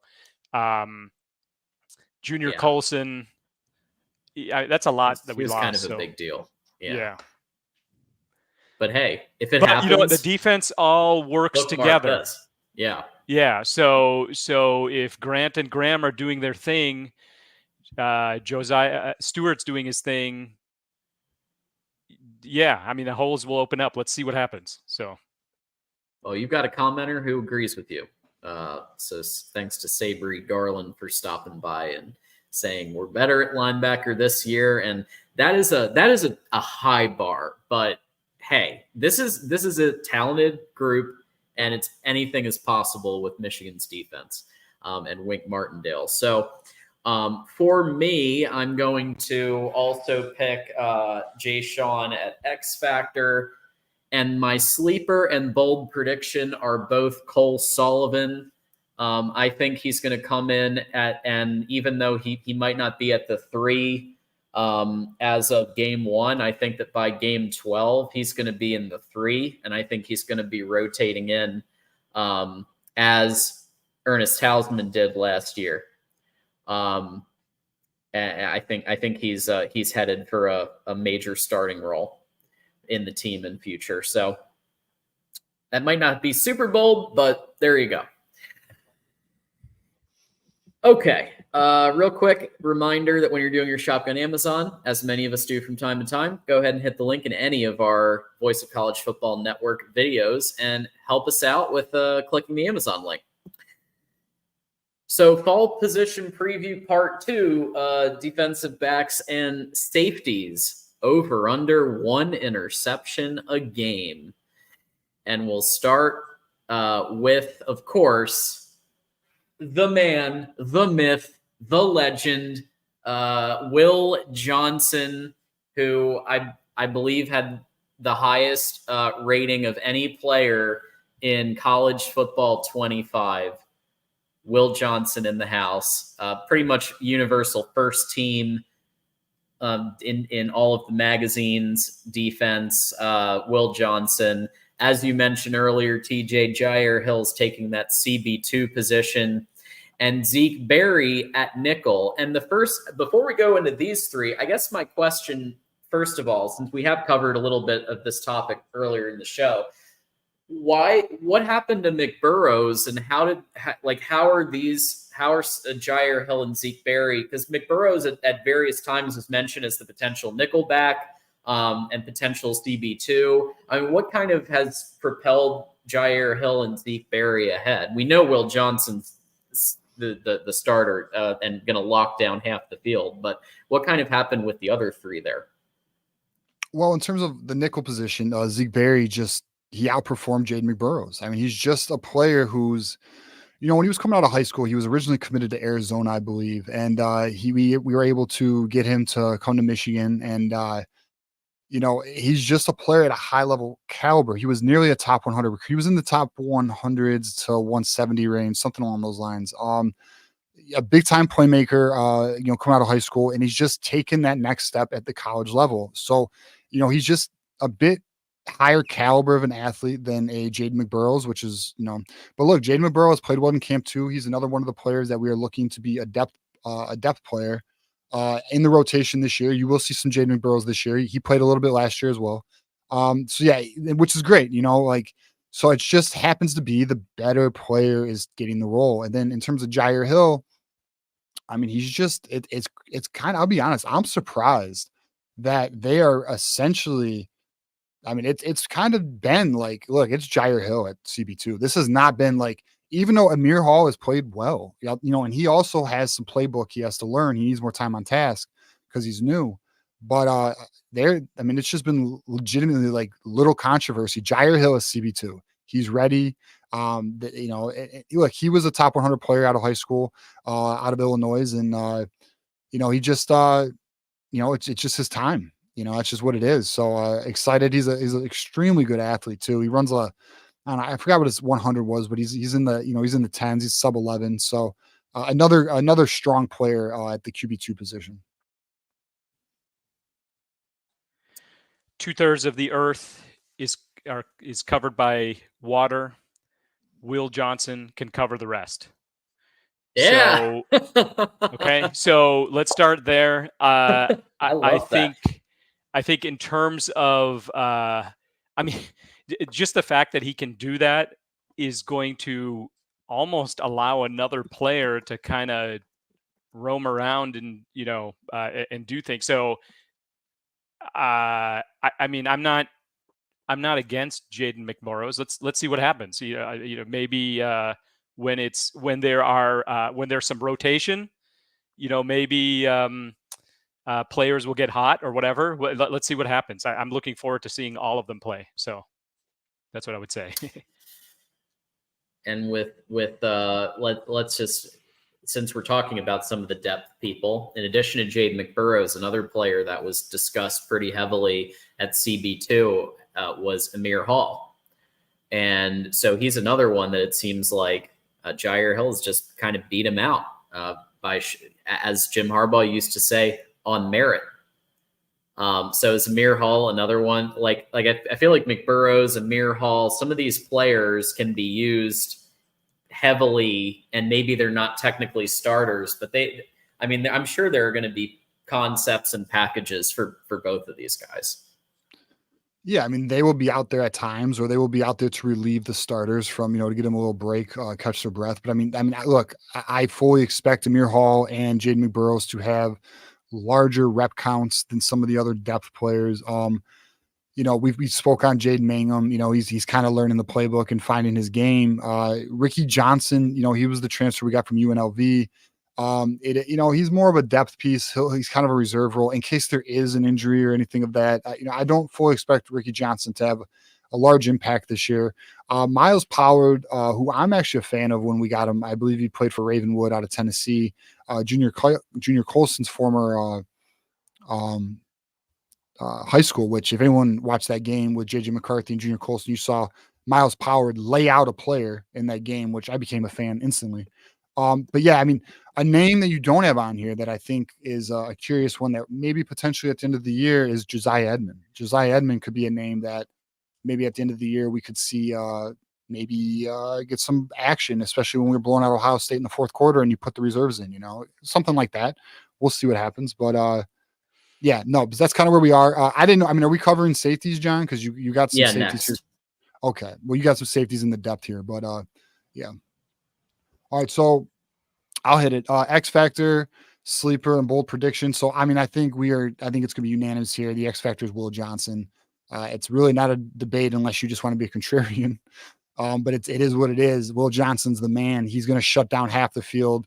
Major player. My sleeper and a hype train I've been on is Amir Hall. I'm on the Amir Hall hype train. I think he's a legitimate player. I was impressed with his film. I think he's actually a similar player to Josh Wallace, but more athletic. So I expect him to be playing at a pretty high level this year. So I expect Amir Hall. And then my bold prediction is, and it's actually going to fall in line with the safety, so it covers both. We are going to have a top 3 pass defense in the nation this year. All right. Well, X Factor. I mean, how can you not go with Will Johnson? I mean, it's like the most obvious thing, right? So, yep. Sleeper. Well, I mean, you're already declaring Zeke Berry a starter, but that's who I had kind of as a sleeper. So I guess I'll put. You could break out though. So I'll go with that. And then bold prediction. I'm going to hold it because I think it relates to the next question you have. So the interception question. So I'll put a hold on that, and then I'll talk about it then. So okay, the over under interception. Yeah. So for me on this one, obviously Will Johnson's the X factor. Yeah, the sleeper on this one is tougher for me. Because like Jair Hill and Zeke Berry both, because this is kind of like new-ish information that Jair Hill and Zeke Berry have taken those spots according to the coaches. So yeah, I mean, I think I'm gonna say Jair Hill because everybody's saying that Will Johnson has his side of the field locked down, but I think Jair Hill will equally have his side of the field locked down. And from all accounts, he is ready. So I'm going to go him. And for bold prediction, well, this probably won't be so bold, but Will Johnson will have a better year statistically than he had last year. So he will improve. We all thought he was awesome last year, and then we found out he was playing injured, and so he's saying that this year his own words that he's going to break out even more, and that we'll see what he's really capable of. So even though he did pick off Marvin Harrison Jr., he had some lights out plays. It's just the beginning for Will Johnson. All right, I'll throw in one other bold prediction since since we're going to talk about this other topic in a second here. So I didn't want it to sort of double count. I will say that Will Johnson will be in at least 3 offensive plays this year. Oh, that's interesting. Oh, good call. Good call. That's what I'll add that to my list, because I felt like I was kind of double dipping there with answering 2 things at once. So yeah, I like it. At least 3 times he will be. He may not get the ball, whatever, but they might just throw him in there to keep to freak out the defense on the opposing side for at least 3 plays this year. If he's locking down the defense the way he is and he's making plays and there's any Heisman buzz, I will guarantee you will see him on offense. I will guarantee that Michigan will figure out a way to get him on offense to try and generate more buzz for Will Johnson. Yeah, and there's obviously, in order to build a Heisman campaign in 2024, if you want to be a defensive player with a Heisman campaign, you kind of have to do some snaps on offense and or special teams to get on into that conversation. So that's very possible. I could see it happening against a certain team that Michigan has beat the last 3 years. That team down south that we all love to hate, Ohio State. Oh, thanks for being University. specific, because we beat almost every team the last year. Yeah, that's true. That's true. All right, let's roll into the safeties. And so we've got Makari Page and Quentin Johnson, but as TJ mentioned, Quentin Johnson is listed as the free safety here, but there could be some competition with Wesley Walker. And even, like I said, even Phil Steele listed Wesley Walker as his projected free safety. So there could be a back and forth there. Yeah, I mean, it's going to be interesting. We know Makari Page is locked down at the strong safety position. It's just, who's going to play opposite of Makari Page. It does appear to be Quentin Johnson. Like no one's, we're not claiming that it's Wesley Walker, but it's just interesting that there is some word out of camp that Wesley Walker has gotten some reps with the ones.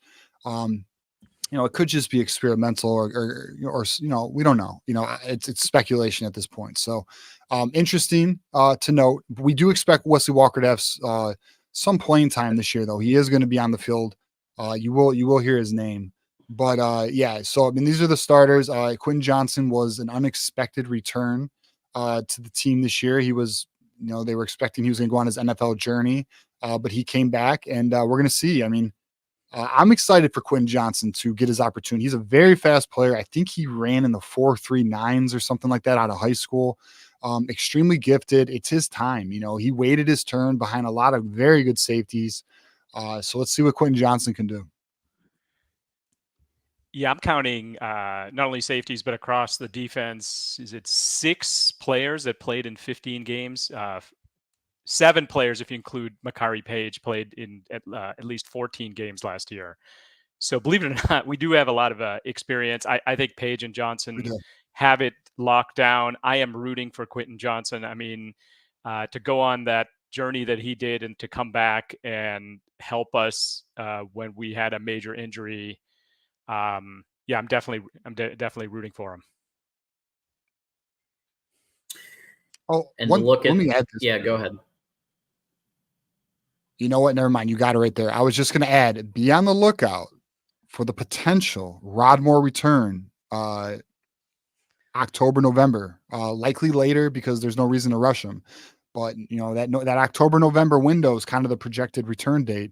We'll see. I mean, here's the thing, though. If we get him in November and Michigan's in a great spot for a playoff run, perfect timing to add a all Big Ten caliber safety to your defense. So be on the lookout for Rodmore. Definitely not a name to be forgotten. Well, that's good news. Yeah. Rodmore is apparently acting as if, in the way that he's breaking the film down and his approach, he's operating as if he's coming back. He's not operating fully assistant coach like he's going to be out the entire year. And so, October would be borderline miraculous. I don't think anybody was expecting October.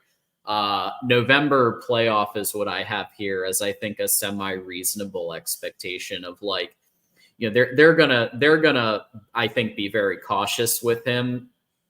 And given that, I know they're going to want to preserve him for if he decides to declare to the NFL, preserve him for that. And then also, I mean, look, he's if he did nothing else, his close he had his big argument there against Ohio State that will go down in maybe even the Mount Rushmore of incredible plays. But he could be back for the tougher games in the end of the season, some of the toughest games at the end of the season. So and what do you think of him actually like going in, like fresh going in? You think he could do that, or do you think that would be a risk? No, I mean, as long as he's given the proper amount of time to come back from this injury, I mean, he's good to go. I mean, will he be at 100%? No, because it usually takes time to get back to 100%. You usually need a good year, but you can still play and you can still be effective. Every player obviously heals differently, so we'll find out. I think the Rod Moore thing is like, well, I'll tell you right now, guys, if we are in a position where we're looking good this year, we only have maybe one loss going into November, like maybe we beat Texas or we beat Oregon, or we have one loss between the two, and we're just carving our schedule out, and then the Ohio State games at the end of the year. Now, I'm not saying, oh, we're gonna bring Rod Moore for the Ohio State game. What I'm saying is playoff run. You get Rod Moore back on this defense for a playoff run. This defense we're expecting to be elite will likely get even eliter. So yeah, that'll be big time. And then just to hit on some of these other depth pieces, Wesley Walker, we've hit on. That's a name to know. Braden Hillman is the coaching staff is high on him. He's just fairly young. He's been in the program for 1 year. We'll see if he can I expect him to potentially get a special teams role. You'll see him there. Cody Jones is another. I was a fan of him coming out of Tennessee, out of high school. A very good athlete. It'll be interesting to see if he can crack even special teams or some type of rotation. Jade Mangan, we've gave an update on. He just needs more time on task. Listen, he started last year for Michigan State. It's not like the kid can't play. You may see him on special teams. It wouldn't, again, like we're saying, well, there's these starters, there's these depth pieces, guys. If Michigan gets a 3-score lead in the fourth quarter, you will see these kids come on the field. So these are all names that are at the top of the depth chart. So, we'll see what these kids can do with it this fall. Yeah. I'm just trying to think through. Let's all think through together the schedule at the end of the year for playoffs, because I do agree. Who was it? Was saying? Keegan. He should sit until the playoffs. Maybe the scenario is Ohio State last week in November. Then you've got the Big Ten title game potentially. Then you've got the playoffs, but the playoffs still wouldn't start for a couple of weeks, right? So you actually have a few more weeks there if you wait between the Ohio State game and whatever it is, mid-December for right. the playoffs. So I think that makes sense. I think that's maybe that's what they should be aiming towards.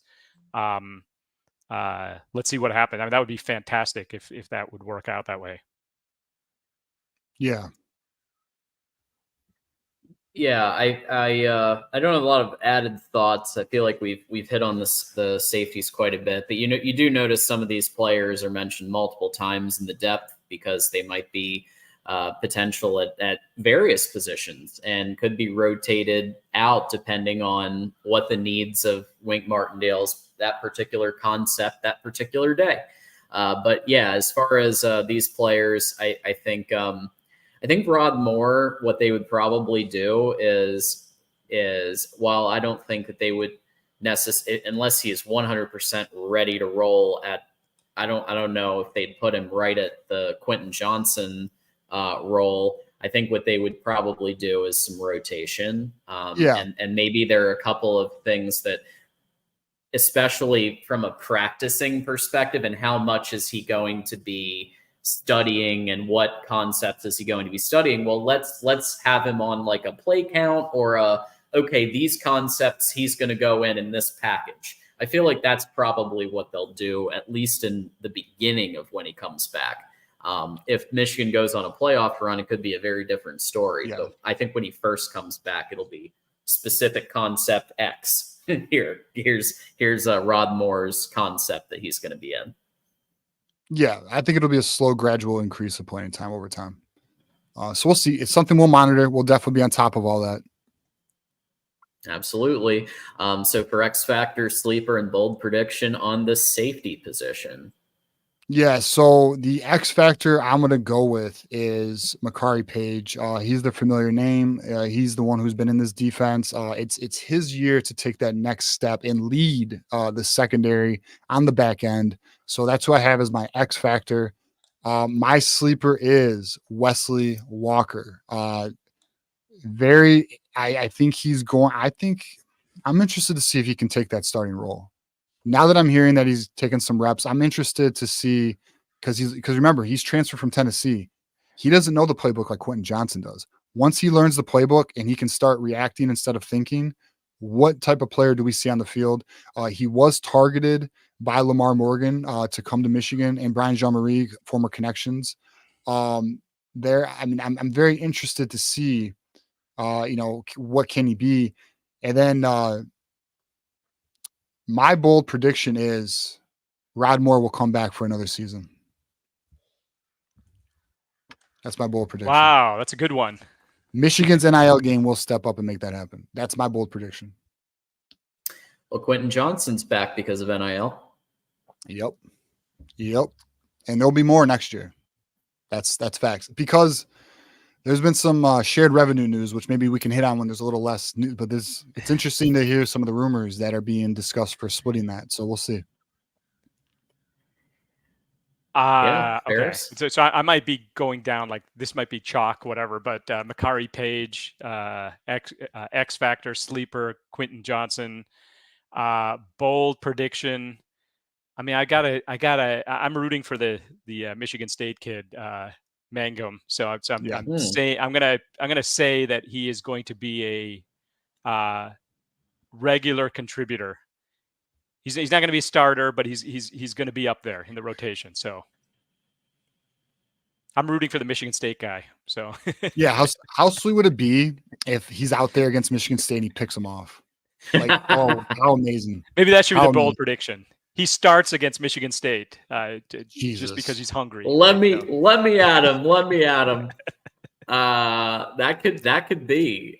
So yeah, I'll go Makari Page as well. It just reminds me of the Will Johnson pick. It's like you kind of that one's the obvious one to me. Sleeper. Yeah, this is a tough one. Wesley Walker could be really serious, and given the fact that there's been a couple of magazines, especially Phil Steele, it's named him as a starter. At the very least, I think he's going to be heavier in the rotation than people think, and he's gonna break out. Bold prediction: Rod Moore. Yeah, I like the Rod Moore additional season thing, but I think a bold prediction might be Rod Moore takes back the starting role for the playoff run. Well, that's a good one. There you go. Yeah, that's a good one. And then he can make his decision on going to the NFL or coming back for his last year. Okay, so because we're headed at almost 2 hours again, because we had so much to talk about, and all of you in chat who have been donating and contributing and being amazing, including Antoine King here with another $1.99 breakouts. Derek Moore, El Hadi, Tyler Morris, Jair Hill, I think is who he's mentioning there. Those are all good candidates for breaking out. I mean, Derek Moore, look, highly top 100 player. It's his year to take that next step. Let's see what he can do with it. Absolutely. And then Natty or Bust here. Nichols is my sleeper. Yeah, I think he might mean Joshua Nichols. Okay. I don't know. Maybe so. Confirm in the comments if we got that right for you. Yeah, let us know, Natty or Bust. All righty. So with that said, it is that time. Now remember that we've got the Thursday call-in show and then a mega show on Tuesday with 2027 elite quarterback Trey Taylor's going to be interviewed. We've got a Hey, Fresno Dominic State Nichols. preview. There Dominic it Nichols. is. There it Hey, is. Dominic good choice. Nichols. Yep. Natty or bust. Yeah, there's more than one Nichols on the team. We were doing DBs, so that's why my focus was there. But all right, yeah. Yeah, no, it's a good one. Appreciate you. Yeah. Appreciate everybody in chat there. So yeah, lots coming up here at the Voice of College Football. Another super chat from Nick. I hope you're feeling better. I saw you mention earlier you were not feeling well, so I hope you're feeling better, Nick.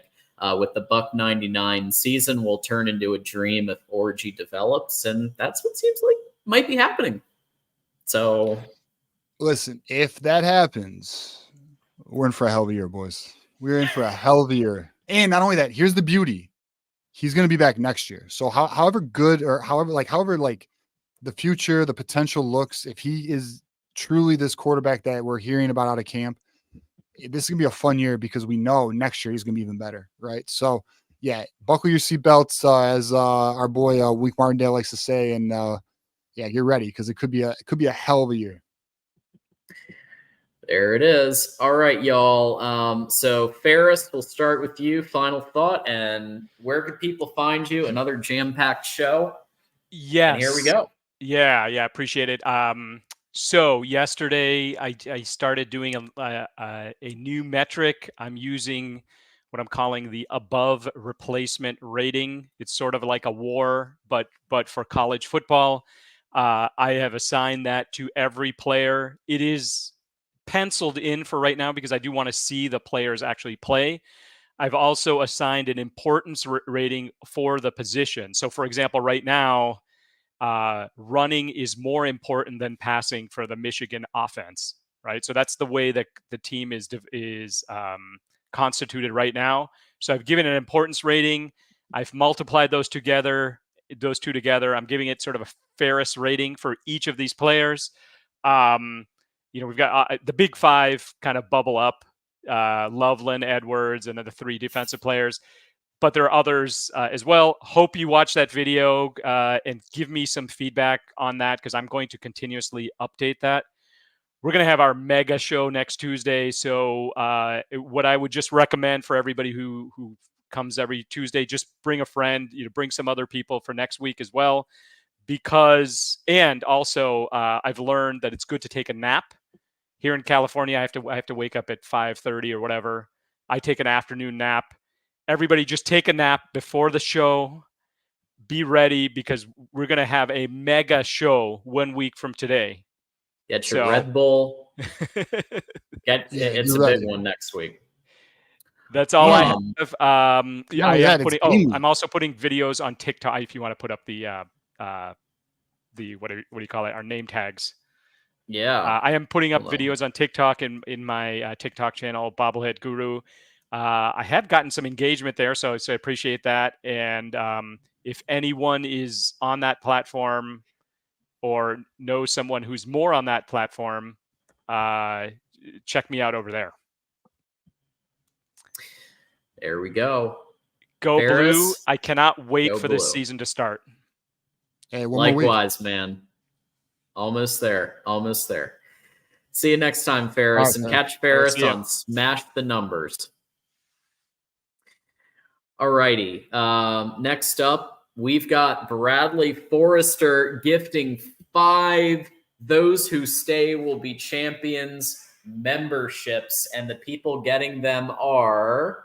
I had it up and then they scrolled down again. Jesse Leon, Damian Fowler, Cubone Daddy 3017, Ty Black, and Frank Archie. All 5 of you are Those Who Stay Will Be Champions members, thanks to Bradley Forrester. And our new emoji has been unlocked. Oh, yeah? Blue Wolverine. Well, it has to be, right? We only needed 5 more. That just got us there, did it not? I think I reviewed it. We dropped a few, so but we might be there now. So we'll see. I'll check again in a minute when we hit refresh. Okay. But we will get the second we can unlock it. I promise we will throw in the blue Wolverine because blue has been absolutely amazing the last few months and so supportive. So we'll definitely make sure we give him a thank you. But thanks to Brad for the 5 gifts and for contributing. We really do appreciate that. Shit. It says we need 4 more. Yeah, a couple of the gifts I think went. Okay. Yeah. It's all good. 4 more. Yeah. We'll get there soon, and then Blue we'll get the next emoji. But so for Thursday, what can people look forward to on the Michigan Wolverines call-in show live?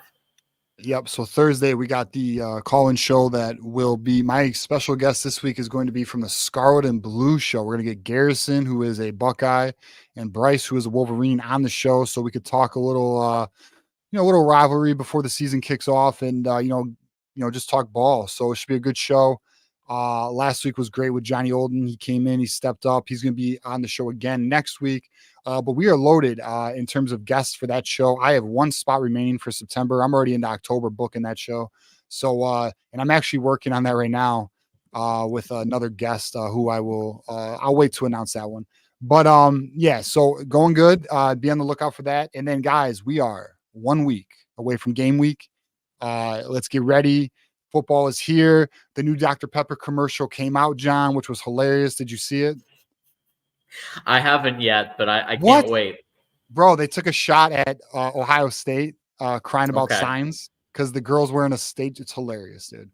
So yeah, they did a little fun with that. So yeah, great to see. Anyone wants to find me, I'm TJ_Ronin on Twitter. Get at me there. Pumping out content there from time to time. And yeah, stay tuned, and I'll see you guys in 2 days. And as you know, it is always go Blue. Go Blue, TJ. We appreciate you. And that now it's down to me. So you can find me at John Diadamo on Twix, and you can find all my takes there. And with that said, we do want to encourage everybody to head on over in about 30 minutes to Oregon Ducks Live. Quack, quack, here at the Voice of College Football. Every week you just learn something new, and you get to hang out with Exploring with Ben and Sean, a.k.a. Spaz. And their question for this week is, are the 2024 expectations too high? So that's the question up for debate over at Oregon Ducks Live. Are the 2024 expectations too high? If you go over there, let them know that John sent you and that TJ and Ferris sent you, and let's support each other's shows. We do have Blue Wolverine. Speak of the devil, or speak of the Wolverine in this case. $4.99. Go Blue. We appreciate you, Blue Wolverine, very, very much. And coming soon, once we get a couple more memberships, we can unlock that Blue Wolverine emoji that we've got ready to go. All right, everybody, that's it for us this week. We went 2 hours, and next week will be a real mega show. So look out there. As Lane Kiffin says, get your popcorn ready. And we'll see you in about a half an hour over at Oregon Ducks Live. Until next time, this is John Diadamo saying, go Blue. Let's see you next time.